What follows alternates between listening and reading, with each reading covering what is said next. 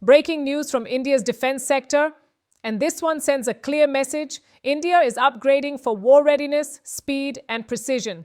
India's Ministry of Defense, through its powerful Defense Acquisition Council, DAC, has approved defense procurement and upgrade proposals worth nearly 80,000 crore rupees, roughly 10 billion US dollars. And this decision directly boosts the Indian Army, Air Force, and Navy across land, air, and sea. Let's break down what India is buying, upgrading, and building, and why it matters. T-90 Bhishma tanks get a new life. First up, India's frontline battle tanks. Around 200 T-90 Bhishma tanks will undergo a mid-life upgrade and complete overhaul, done entirely within India by public sector defense companies.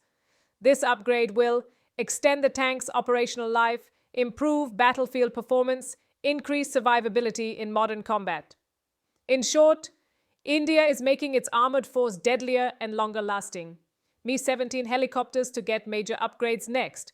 The workhorse of India's air mobility, India's Mi-17 medium-lift helicopters will receive a mid-life upgrade, improving mission readiness, reliability, performance in high-altitude and combat zones. These helicopters are critical for troop movement, logistics, and disaster response, and now they'll be even more dependable. Kamikaze. Drones approved now to the weapons shaping modern warfare. India has cleared the purchase of loitering munitions, also known as kamikaze or suicide drones. These drones fly over enemy territory, search for high-value targets, strike with deadly precision. This move significantly boosts India's precision strike and asymmetric warfare capability. Medium-range, surface-to-air missiles, MRSAM, for the Indian Navy, the Indian Air Force. These missiles protect ships, bases, and critical assets from enemy aircraft drones. Cruise missiles. This is a major upgrade to India's integrated air defense network. Astra Mk-2 and Meteor missiles. Here's a big one for air combat. India has approved the development and large-scale induction of Astra Mk-2 air-to-air missiles with a range of up to 200 kilometers. Alongside that, Meteor missiles will also be procured to strengthen the Air Force's beyond visual range combat edge. This means Indian fighter jets will be able to detect enemies, first strike from longer distances, dominate aerial engagements, SPICE, 1,000 precision bombs from Israel. India is also discussing the purchase of SPICE 1,000 guided bombs from Israel.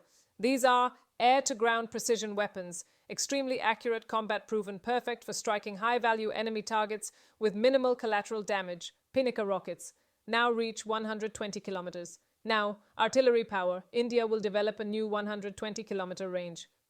Pinaka rocket, and here's the smart part. It can be fired from existing Pinaka launchers already in service. That means no new launch systems required, faster induction, lower cost, greater firepower. A classic example of smart modernization. Air refuelers and AWACS, big boost to air power. The DAC has also approved changes to the RFP for aerial refueling tankers, AWACS, airborne warning and control systems. These systems dramatically expand Air Force range, surveillance, command and control. They are essential for long-duration air operations. MQ-9 BC Guardian drones on lease. Finally, drones from the United States.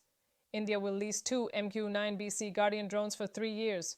These high-altitude, long-endurance drones are used for maritime surveillance, intelligence gathering, tracking enemy movements. India has already signed a deal to buy 31 MQ-9B drones, with delivery starting in 2028. The bigger picture. All these decisions have one clear goal: raise India's warfighting readiness to a new level. What stands out is the strong push for indigenous production. T-90 tank overhauls, Pinaka rockets, Astra missiles, all under India's Make in India and Atmanirbhar Bharat initiatives. What happens next? These proposals will now go to the Cabinet Committee on Security, CCS. Once approved, tenders will be issued and procurement will begin. Final take. This is not just routine modernization.